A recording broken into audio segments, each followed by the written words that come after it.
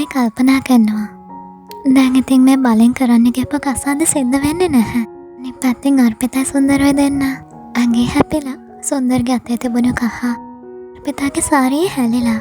ඇය කියනවා මේක නම් ඒ තරම් හොඳ දෙයක් නෙමෙයි. සුන්දර් කියනවා අර්පිතාට එහෙම දෙයක් නෑ අර්පිතා. මේ තියෙන්නේ කහ. කහ කෑම වලටත් දානවා. තුවාල සනීප වෙන්නත් ගානවා. එහෙම දෙයකින් ඔයාට මොකද්ද සිද්ධ වෙන හානිය? සුන්දර් කියනවා මේක නරක අසුබ දෙයක් විදිහට සැලකන්න එපා. ඔහු ඒ විදිහට පැහැදිලි කරලා දුන්නට පස්සේ අර්පිතා සුන්දරට තෑන්ක්ස් කරනවා. ඒ අතරේදී එම්ලිව ලෑස්ති කරන්න ගමන් ඉන්නේ. මිතේ අපර්ණා රූපාලි එකතු වෙලා එම්ලිව ලස්සනට ලෑස්ති කරවනවා. අනිත් පැත්තෙන් නර්මදා අර්පිතයි දෙන්න එකතු වෙලා ආර්යන්ව ලෑස්ති කරන ගමන් ඉන්නේ. එම්ලි කල්පනා කරනවා තව පැය කිහිපයයි එම්ලි. ඊට පස්සේ ඔයා මේ වංචාකාරයාගෙන් නිදහස් වෙනවා. දඩයක්කාර සිංරාතෝට ආපහු කවදාවත් ඔයාට වේදනාවක් දෙන අවස්ථාවක් හම්බ වෙන එකක් නෑ එම්ලි.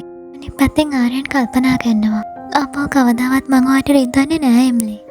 ඔයා තේරුම් ගන්න ඕනේ මට ඔයාට රිද්දන්න ඕමනාවක් නෑ කියලා. හැබැයි ඒකට ඔයා මාත් එක්ක කතා කරන්න ඕනේ. මෝනට මෝන කතා කරන්න ඕනේ. අර්පිතයි නර්මදායි දෙන්න ආර්යන් ගොඩක් ලස්සනට ඉන්නවා කියලා කියනවා. නර්මදා ආර්යන්ගේ ඇස් වහත් දුරු කරනවා. කළුපාට මාක් එකක් තියලා. අනිත් පැත්තෙන් රූපාලිත් කියනවා මගේ සංග්ලාස් කොහෙද දන්නේ නෑ. අද එම්ලි ඒ තරමටම දිලිසෙනවා. ඒ තරම්ම ලස්සනයි. අපන්නත් එම්ලිගේ ඇස් වහ දුරු කරනවා. අපන්න කියනවා මිතේ මීට අවුරුද්දකට කලින් එයාගේ දරුවා ඔයා මං ගාවට එව්වා. ඒත් බලන්නකෝ ඉතින් අද එයාගේ හැටි. මිතෙත් කියනවා මගේ දුව දැන් ගොඩක් ලොකු වෙලා. නර්මදා කියනවා මං දෙවියන්ගෙන් ඉල්ලන්නේ මගේ ආර්යන් හැමදාමත් මගේ එම්ලිව සතුටින් තියන්න කියලා. අර්පිතා කියනවා ආර්යන්ට ඔයා එම්ලිට උගන්වන්න ඕනේ ඔයා වගේ කොහොමද සාර්ථක වෙන්නේ කියලා. ඒ වගේම එම්ලිගෙනුත් දේවල් ඉගෙන ගන්න තියෙනවා. ඔහොම කතා කර කර ඉඳලා මෙයාලා තුන්දෙනාම වැළඳ ගන්නවා. මිතේ කියනවා එම්ලි හැමදෙනාගේම ජීවිතවලට පලිහක් වුණාට දැන් අද ඉඳන් ආර්යන් එයාගේ ජීවිතයට පලිහක් වෙනවා කියලා. එම්ලි අහක බලද්දී අපන්න කියනවා එම්ලිට ලැජ්ජ හිතුණා කියලා. අම්මා යකා ගියාට පස්සේ ආර්යන් ඔහු ගාව තියෙන එම්ලිගේ පාසලම අරගෙන බලනවා. ඔහු කියනවා එම්ලි මං දැන් දවස් ගාණක් තිස්සේ පණ නැති දේවල් එක්කත් කතා කරනවා. හැබැයි මං අද ඔයත් එක්ක කතා කරන්න ඕනේ. කොහොම හරි ආර්යන් උඩ නගගෙන මගුල් පෙරහැර පිටත් වෙනවා. අනෙක් පැත්තෙන් එම්ලි එයාගේ අඳුමෙම සරසලා ඉන්න ගොඩියව ගිහිල්ලා මුණ ගැහෙනවා. මගුල් පෙරහැර එනකොට එම්ලිගේ පවුලේ කට්ටිය ගිහිල්ලා ආර්යන්ගේ පවුලේ කට්ටියව පිළිගන්නවා. පස්සේ ආර්යන් එම්ලිගේ පවුලේ කට්ටියව මුණ ගැහිලා ආශිර්වාද ගන්නවා. ඒ අතරේදී නර්මදා වෙලා ගොඩියගේ ලකම්මගෙන් අහනවා ඇය කොහෙද කියලා. ලකම්ම කියනවා නර්මදාට ඔයාට තේරුම් ගන්න බැරිද? ඒ අහිංසක කෙල්ල දැන් ඉන්නව ඇත්තේ මොන වගේ මානසික මට්ටමකද කියලා. පොඩි කාලේ ඉඳන් ඒ කෙල්ල හීන දැක්කේ ආර්යන්ව මැරි කරන්න. එහෙම එකේ යා කොහොමද ආර්යන් වෙන කෙනෙක් මැරි කරනවා බලාගෙන ඉන්නේ. ආර්යන් නර්මදාට කියනවා අම්මේ අපි මැරි කරන්න කලින් මට එම්ලෙත් එක ටිකක් කතා කරන්න ඕනේ. ගොඩියගේ ලකෝම කල්පනා කරනවා මේ වෙනකොට නම් මගේ ගොඩි අර කෙල්ලක තැනට රිප්ලේස් වෙලා ඇති. හැබැයි ඉතින් ඔය සෝෂල් මීඩියා රැජිනත් මෝඩ ගහක්නේ. ආර්යන් ඉස්සරහා සේරටම කලින් කට ඇරගත්තොත් මේ හැම දෙයක්ම විනාශ වෙලා යනවා. නර්මදා ආර්යන්ට කියනවා වටහත යනකම් අපි ඔය දේවල් පස්සේ කතා කරගමු. සිද්ධ වෙන්න ඕන එකම දේ විවාහය සම්පූර්ණ වෙන එකනේ. ආර්යන් කියනවා අම්ම මේක වැදගත් දෙයක්. මං එම්ලෙත් එක්ක මේක කතා කරගන්නම ඕනේ. මට මේ දේ එම්ලෙත් එක්ක ෂෙයා කරගන්න නැතුව ඉන්න අමාරුයි. අපන්න කියනවා ආර්යන්ට එම්ලි ඉන්නවා එයාගේ කාමරේ. ඔයා ගිහලා එයාත් එක්ක කතා කරගන්න. ඒ වගේම මනමාලිව එක්කරගෙනත් එන්න. ආර්යන් එම්ලිව හොයාගෙන යනකොට එම්ලිගේ ගෙදර කට්ටිය කියනවා අපේ ආදි පේන්න නම් නැහැ. චුට්ටක් ගිහලා බලමු එයා කොහෙද කියලා. අපන්න ඇවිත් බලද්දි ආදිත් ඉන්නවා තාමත් ඔහුගේ රූම් එකේ. අපන්න අහනවා ඔයා මොකද තාමත් මෙතනට වෙලා කරන්නේ? අනික ඔය මොකද්ද ඇඳගෙන ඉන්නේ? අයියෝ ආර්යන් විදිහට ඇඳගෙන ඉන්නේ. අපන්න අහනවා ආදි ඔයාට මොකද මේ වෙලා තියෙන්නේ? එතකොට ආදිත්‍ය කියන්නේ අම්මේ ඔයාට අද නම් මාව නවත්තන්න වෙන්නේ නැහැ. මාව කාටවත් නවත්තන්නත් බෑ. අම්මේ මේ කතාව පටන් ගත්තේ මගෙන්. මේක මගේ කතාව. අනික එම්ලි මගේ. එයාට වෙන කවවත් මේ විදිහට මැරි කරන්න බෑ. අපන්න පැහැදිලි කරලා දෙනවා. ආදී ඔයා කතාවක් පටන් ගත්ත තමයි. හැබැයි දැන් එම්ලි ලියන්න හදන්නේ එයාගේම කතාවක්. ඇයි ඔයා මේ විදිහට මුරණ්ඩු වෙන්න හදන්නේ? ආදි මේ බලන්න. එම්ලි අද ඇවිල්ලා තියෙන තීරණාත්මක තැනකට. ඒ නිසා ඔයාට දැන් කිසිම දෙයක් වෙනස් කරන්න බෑ. ඒකට ගොඩක් පරක්කුයි. ආදිත්‍ය කියනවා. ආමේ මං දන්නවා. එම්ලිට මේ මැරේජ් එක කරන්න කිසිම උවමනාවක් නැහැ. එම්ලි මේ වෙලාවේ ගොඩක් අසරණ වෙලා ඉන්නේ. අපන්න අඬන ආදිත්‍යට කියනවා. පුතේ මං කියන දේ තේරුම් ගන්න උත්සාහ කරන්න. ඔයා ඉන්නේ හොඳ සිහියෙන් නෙමෙයි නම් පියවි සිහියට ආපහු එන්න. ආදිත්‍ය කියනවා. මට එම්ලි කරන්න යන දේ බලාගෙන ඉන්න බෑ. ඒ නිසා මං අද කරන්න යන දෙයට අම්මා මට සමා වෙන්න. ආදිත්‍ය ආරෙන් විදිහටම ඇඳ ගන්නවා. හැබැයි ඉතින් අපන්න එකපාරටම කාමරෙන් එළියට ගිහිල්ලා ආදිත්‍ය හිටපු කාමරේ ලොක් කරනවා. අපන්න කියනවා ආදි මං ඔයාගේ අම්මා. මං අද මේ කරපු දේ වෙන කාටවත් කරන්න බෑ. ඔයා තව සීමාවන් පනින්න කලින් මට සිද්ධ වෙනවා ඔයාගේ හදවත බිඳලා දාන්න. ආදිත්‍ය කෑ ගහනවා. අම්මේ එම්ලි කියන්නේ මගේ වයිෆ්. ඒ වගේම ඔයාගේ ලේලි. එතකොට අපන්න කියන්නේ පුතේ එම්ලි මගේ ලේලි වෙලා හිටියා. මං අද එම්ලිට මේ කරන්නේ ලොකු උදව්වක්. මං එහෙම කරන්නේ ඔයාගේ අම්මා විදිහටවත් එම්ලිගේ නැන්දම්මා විදිහටවත් නෙමෙයි. ගෑනු කෙනෙක් විදිහට. ශතවර්ෂ ගානක් තිස්සේ පිරිම තමයි ගෑනු කට්ටියගේ දෛවය ලියන්න අයිතිය දිනාගෙන තියෙන්නේ. හැබැයි ඒ දේ අද සිද්ධ වෙන්නේ නෑ පුතේ. අද එම්ලි යාගේ දෛවය යාම ලියා ගන්නවා. ආදිත්‍ය කියනවා අම්මේ මට හොඳටම විශ්වාසයි. එම්ලිට ආර්යන මැරි කරන්න කිසිම උවමනාවක් නැහැ. එයාට අවස්ථාවක් හම්බ වෙච්ච ගමන්ම එම්ලි ආර්යන්ගෙන් පැනලා යනවා. මං ඒක දන්නවා. අපන්න කියනවා ආදිත්‍යට පුතේ මට සමා වෙන්න. හැබැයි අද මං ඔයාට ඉඩ දෙන්නේ නැහැ. එම්ලි යන පාරට බාධාවක් වෙන්න. ආදිත්‍ය කොච්චර කෑ ගැහුවත් අපන්න දොර ලක් කරලා මෙතනින් යනවා. ඉතින් ඒ අතරේදී එම්ලිගේ පාසලමත් අතේ තියාගෙන ආර්යන් ඉන්නේ එම්ලිව මුණ ගැහෙන්න එන ගම. ආර්යන් දොර ගාවෙන් එනවත් එක්කම එම්ලි හිමීටම ගිහිල්ලා හැංගෙනවා. ආර්යන්ට පේන්නේ නැති වෙන්න. මෙතන මොනත් ආවරණය කරගෙන ඉන්නේ ගොඩිය. ආර්යන් හිතන්නේ මේ ඉන්නේ එම්ලි කියලා. ආර්යන් කියනවා මට සමා වෙන්න. මං කාමරේට ඇතුල් වෙන්න කලින් දොරට තට්ටු කරන්නයි තිබුණේ. හැබැයි ඉතින් මට දැනුනේ මං ඔයාගෙන් පර්මිෂන් ඉල්ලුවා නම් ඔයා මට ඇතුළට එන්න දෙන්නේ නැති වෙයි කියලා. එම්ලි එවෙනකොට කවුච් එක පිටිපස්සේ හැංගිලා ඉන්නේ. එම්ලි කල්පනා කරනවා මේ ආඩම්බරකාර මිනිහා මොකටද මෙතනට ආවේ? අනික මේ වෙලාවේ මෙයාට මාත් එක්ක මොනවද කතා කරන්න තියෙන්නේ? ආර්යන් කියනවා මේක මං ගැන නෙමෙයි. මං මෙතනට ආවත් එක්ක ඔයා ගැන කතා කරන්න එම්ලි. මං දන්නවා ඔයා ඉන්නේ මාත් එක්ක කේන්තියෙන් කියලා. චුට්ටක් නෙමෙයි ගොඩක් කේන්තියෙන් කියලා. ඒක සාධාරණයි. ඔයාට කේන්ති යනවා තමයි. මං දන්නවා මම මේ කරන වැඩේට ඔයා මට සාප කරනවත් ඇති. එම්ලි කල්පනා කරනවා මේ ෆාස්ට් ෆෝවර්ඩ් මොකද මේ විදිහට කතා කරන්නේ? මෙයාට මොකද අද මේ වෙලා තියෙන්නේ? ආර්යන් කියනවා මීට කලින් ඔයාට සිද්ධ වෙච්ච අසාධාරණය අපව වතාවක් සිද්ධ වෙන්නයි යන්නේ. එම්ලි කියනවා ඉතින් ඔයාමනේ මාව බලෙන් කසාද බැඳ ගන්න හදන්නේ. හැබැයි ඉතින් ඔයා අපේ ඩීල් එක ගැන මෙතන කියන්න ගියා මගේ ප්ලෑන් එක වැටෙන්නේ ලොකු අවදානමකට. ආර්යන් කියනවා එම්ලි මං මෙතනට ආවේ ඔයාගේ කැමැත්ත අහන්න. අපි ඉස්සරහට යන්න කලින් ඔයා දැනගන්න ඕනේ. ඔයාට ඕන දේවල් සමහර විට මට දෙන්න බැරි වේවි. හැබැයි මට ලොකු විශ්වාසයකින් කියන්න පුළුවන්. මං කවදාවත් ආව තනි කරන්නේ නෑ. මං දන්නවා එම්ලි ඔයාට කාගේවත් සපෝට් එකක් ඕන වෙන්නේ නෑ. හැබැයි ඔයා මගෙන් පොඩි හරි උදව්වක් ඉල්ලුවොත් මං ඔයාට දෙන්නේ අයිතිය. ඔයා මගෙන් යාළුකමේ බැඳීම ඉල්ලුවොත් මං ඔයාට දෙන්නේ නෑ. මට ඔයාට යාළුකමේ බැඳීමක් දෙන්න බෑ. විශේෂයෙන්ම ඔයාට දැන් මම ඔයාගේ යාළුවෙක් විදිහට සලකන්න බෑ එම්ලි. මම ඔයාගේ පාර්ට්නර් විදිහට සලකන්නත් බෑ. ආර්යන් අහනවා ඔයා මම ඔයාගේ විශ්වාසවන්තම උපදේශකයා විදිහට පිළිගන්නවද? එහෙමනම් මට කියන්න ඕද කියලා. ආර්යන් කියනවා අපි දැන් ඒ ටික අමතක කරමුකෝ. හැමෝම බලාගෙන ඉන්න අපි දෙන්න එනකම්.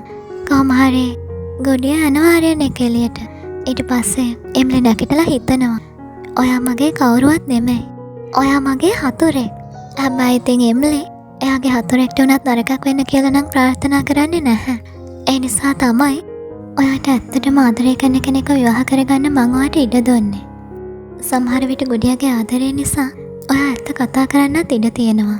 ඒ අතරේදී එම්ලිගේ විවාහයට සත්‍යකාමත් ඇවිල්ලා ආදිත්‍යගේ පවුලේ කට්ටිය කියනවා මෙතියහුව ගොඩක් බලාපොරොත්තුවෙන් හිටියේ කියලා. සත්‍යකාම දැක්කාම මෙතිගේ මොනේ ඇඳෙනව ලස්සන හිනාවක්. මෙති සත්‍යකාම හඳුන්වලා දෙනවා ආර්යන්ගේ අම්මට. ඔහුගේ ස්වාමියා විදිහට. ඒ වගේම එම්ලිගේ තාත්තා විදිහට. නර්මදා කියනවා ඔයා මෙහාට ඇවිල්ලා කරේ ලොකු උදව්වක්. මට ඔයාට තෑන්ක්ස් කරන්න අවස්ථාවක් හම්බ වුණා. අවංකවම කිව්වත් ඔයාගේ දුව වගේ කෙනෙක් මට කොහෙන්වත් හොයාගන්න හම්බ වෙන්නේ නැහැ. ඔයාලා දෙන්නම එකතු වෙලා ඔයාගේ දුවට ගොඩාක් හොඳ දේවල් කියලා දීලා තියෙනවා. සත්‍යකම් කියනවා. ඒ කාරණාව ඔයාටත් අදාළ වෙනවා මැඩම්. ඒ කියන්නේ ඔයාගේ පුතා ගොඩක් හොඳ කෙනෙක්. ලොකු තාත්තා ඇවිල්ලා අහනවා ඒත් කොහොම මෙතන මනමාලේ. ඔන්න එතකොටම ආර්යනුයි ගොඩියයි දෙන්න එනවා. කවුරුත් තාම නම් දන්නේ නැහැ මෙතන ඉන්නේ ඉම්ලි නෙමෙයි ගොඩියා කියලා. ඉතින් ගොඩියාගේ ලොකුවම කල්පනා කරනවා මේ ඉන්නේ ඔයගොල්ලන්ගේ ඉම්ලි නෙමෙයි මගේ ගොඩියා. අය කල්පනා කරනවා මේ කතාව දැන් සිද්ධ වෙන්නේ නීලට ඕන විදිහට. අර්පිතා අහනවා ආර්යන්ගෙන් ඔයාලා දෙන්න දැන් ගොඩ වෙලාවක් තිස්සේ ඩිස්කස් කරනවනේ. ආපහු වතාවක් ඔයාලා දෙන්න ෆයිට් කරන්න පටන් ගත්තද? ආර්යන් කියනවා එහෙම මොකුත් නෑ අක්කේ. ආර්යන්යි ගොඩියා දෙන්න යන්න හදද්දි සත්‍යකාම් කියනවා එකපාරටම නවතින්න කියලා. මිත්‍ය ආර්යන්ට කියනවා මේ ඉන්නේ සත්‍යකාම් මගේ මහත්තයා. ඒ වගේම එම්ලගේ තාත්තා. ආර්යන් සත්‍යකාම්ගෙන් ආශිර්වාද ගන්නවා. ආර්යන් කියනවා ඔයා ආවේ හරිම වෙලාවෙදී. ආර්යන් සත්‍යකාම්ගෙන් ආශිර්වාද ගත්තා වුණත් ගොඩියාගේ හිතේ නම් සත්‍යකාම්ගෙන් ආශිර්වාද ගන්න කිසිම ආසාවක් නැහැ. ආර්යන් කියනවා සත්‍යකාම්ට ඔයාව මුණ ගැහෙන්න ලැබුණ එක මට ලොකු සතුටක්. අනේක එම්ලටත් ඔයාව ගොඩක් මතක් වුණා. සත්‍යකාම් කියනවා මගේ දුව මට තෑග්ගක් වගේ. ඉතින් මං ඒ තෑග්ග ඔයාට තෑගි කරනවා. මේ චාරිත්‍ර ටික කරන එක එයාගේ අම්මගේ වගකීමක්. ඒ වගේම අයිතියක්. මට කොහොමදවත් එයාගේ අම්මගේ අයිතිය උදුර ගන්න බෑ. ඇත්තටම මං මෙහාට ආවේ ඔයාලා දෙන්නට ආශිර්වාද කරන්න. ආර්යන් කියනවා මං ඔයාට පොරොන්දු වෙනවා ඔයාගේ දුවව බලා ගන්නවා කියලා. එයා දීපු ආශිර්වාදයට ගරු කරනවා කියලා. සත්‍යකාම් කියනවා පොරොන්දු දීලා විතරක් හරියන්නේ නැහැ. මොකද මගේ දුව කැටුණු පොරොන්දු නිසා ගොඩක් දුක් විඳපු කෙනෙක්. ආපහු වතාවක් මගේ දුව වේදනාවෙන් එනවා මට බලාගෙන ඉන්න බෑ. ආර්යන් කියනවා ආපහු වතාවක් එම්ලගේ හිත කවදාවත් රිද්දෙන්නේ නැහැ. එම්ලට මොන හරි දෙයක් සිද්ධ වෙන්න කලින් ඒ හැම දෙයකටම මාත් එක්ක හැප්පෙන්න සිද්ධ වෙනවා.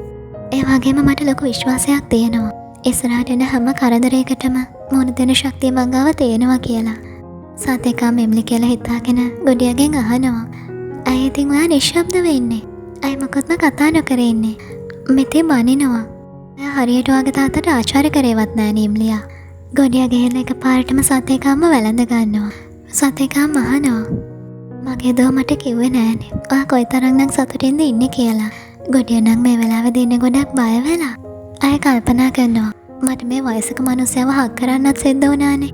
මේ මදිවට මේ මිනිස්සයාට ඕන වෙලා තියෙන මගෙන් වෙඩින් ස්පීච් එකක් ගන්න. අනේ දෙයනේ මං දැන් මොකද කරන්නේ? සත්‍යකාම් කියනවා එම්ලගේ මූණ පෙන්නන්න කියලා. වේල් එක අයින් කරගන්න කියනවා. ඒ වෙලාවේදී ගොඩියාගේ ලොකුවම කල්පනා කරනවා හැබැයි ඉතින් වේල් එක ගැලවුවොත් මෙයාලා හැමදෙනාම දැනගන්නවා මෙතන ඉන්නේ දෙහි ගෙඩියක පෙනුම තියෙන නාරං ගෙඩියක් කියලා.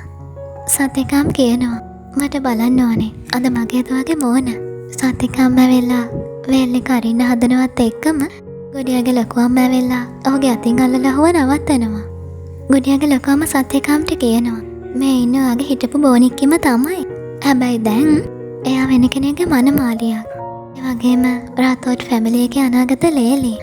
සාමාන්‍යයෙන් අපේ පවුලේ චාරිත්‍ර සිද්ධ වෙන්නේ නම් විවාහයට කලින් මනමාලිගේ මොනේ කාටවත් පෙන්නන්නේ නැහැ කියලා. ඒ වගේම කායිකවත් කතා කරන්නේත් නැහැ කියලා.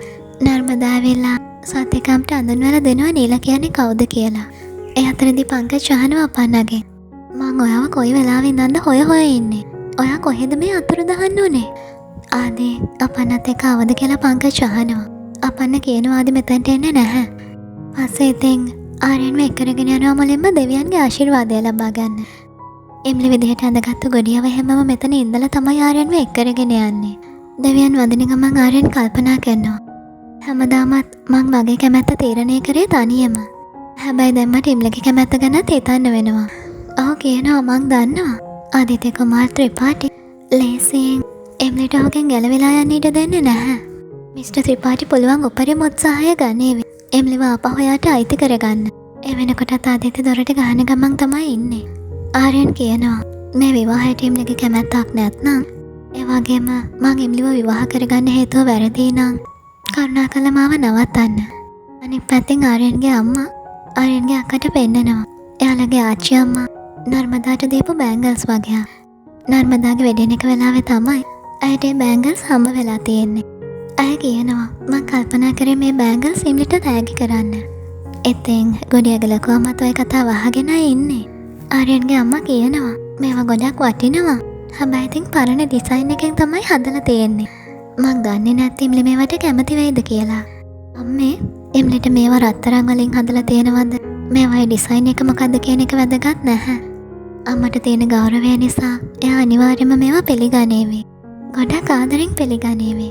නර්මදා දෙවියන්ට කියනවා ආර්යන්ගේ එම්ලිගේ බැඳීම හැමදාමත් ආරක්ෂා කරලා දෙන්න කියලා. ඒ වගේම යාළුවා දෙන්නට ආදරෙන් ඉන්න හම්බ වෙන්න කියලා අය ප්‍රාර්ථනා කරනවා. ඒ අතරේදී එම්ලි තාමත් ඉන්නේ අර රෝම් එකේ. අය කල්පනා කරනවා දැන් නම් විවාහ චාරිත්‍ර ටික පටන් අරගෙන ඇති. හැමදෙනාම මෙතනට එකතු වෙලා ඉන්න වෙලාවේ මේක තමයි මට පැන ගන්න තියෙන හොඳම අවස්ථාව. මම හරි එම්ලි පනින්න යන්න හදද්දිම ගොඩියගේ ලොකු අම්මා පිටිපස්සෙන් ඉඳගෙන කෑ ගහනවා. එම්ලි කල්පනා කරනවා කවුද මේ මාව අල්ලගත්තේ කියලා. මෙතන එම්ලි වෙනුවට ඉන්නේ ගොඩියා කියලා හිතාගෙන ගොඩියාගේ ලොකු අම්මා කියනවා. ඔයා වටාත ගියාට පස්සේ තමයි ඔය වේල් එක අයින් කරන්න ඕනේ. ඒ වගේම ඔයාගේ කට වහගෙන ඉන්න ඕනේ. මං කියන දේ පැහැදිලිව අහගන්න ගොඩියා. නර්මදා මගේ නැන්දම්ම දෙප්පෝ බෑන්ගල්ස් වගේක් අරගෙන එන ගමන් ඉන්නේ. ඒ ආර්යන්ගේ මනමාලිට දාන්න කියලා හිතාගෙන තමයි එයා ඉන්නේ. ඒවා ගොඩක් පරණයි තමයි. හැබැයි ඒ ටික තියාගන්න. වාට මේ පවුල හරියට අඹ ගහ කියලා හිතාගන්න පුළුවන්. ගහේ තියෙන අඹ ටික සේරම කඩා ගන්න එක තමයි අපි දැන් කරන්න ඕනේ. මොකද මේ මැරේජ් එකෙන් පස්සේ නීල මේ ගහ කපලා දානවා. ඔයා මේ ගෙදරට ඇතුල් වුණාට පස්සේ මම ඔය වැන්දපෝ දෙන්න ගෙන් එළියට පන්නලා දානවා. ඊට පස්සේ තෙන් මගේ නෑ නන්දි එයාගේ දුවයි දෙන්න ආශ්‍රමයක හරි ඉඳීවිනේ. මගේ බෑ නන්දි ආර්යන් එයාට මොකද වෙන්නේ එතකොට? මං එයාට ඇති කරන්නේ ලීගල් ප්‍රශ්නයක්. ඒ ප්‍රශ්නෙන් එළියට එන්න බැරි වෙන විදිහටම මං එයාව ඒකට අහු කරවනවා. එම්ලි කල්පනා කරනවා මේ දේවල් ඇහුවට පස්සේ මගේ අතින් සිද්ධ වෙලා තියෙන ලොකු වැරද්දක්. මං හිතුවේ ගොඩිය ඇත්තටම ආර්යන් සර්ට ආදරේ කියලා. හැබැයි මෙයාලා මේ ආදරේ කරන ආර්යන් සර්ගේ සල්ලි වලට. මං එන්නකන් ඒ දේ කරන්න ඉඩ දෙන්නේ නැහැ. එම්ලි හැම කල්පනා කරනවා බලම ඊළඟට මොකද වෙන්නේ කියලා.